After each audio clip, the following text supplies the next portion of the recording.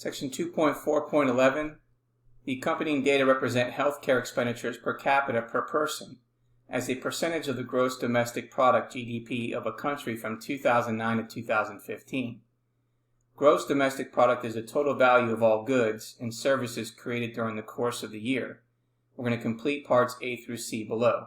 So we have our year going from 2009 to 2015.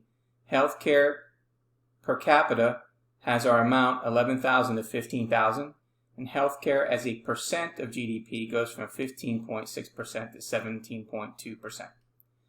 For part A, we want to construct a time series plot that a politician would create to support the position that healthcare expenditures are increasing and must be slowed. So the most graphical misrepresentation of data is accomplished through manipulation of the scale of the graph. Increments between tick marks should remain constant, and scales for comparative graphs should be the same. In addition, readers will usually assume that the baseline or 0 point is at the bottom of the graph. Starting the graph at a higher or lower point can be misleading.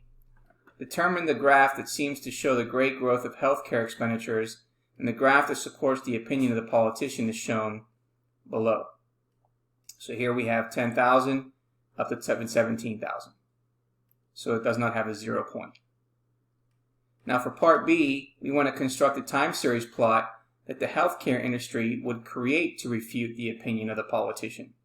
So recall from part A some ways that graphical misrepresentation of data is accomplished.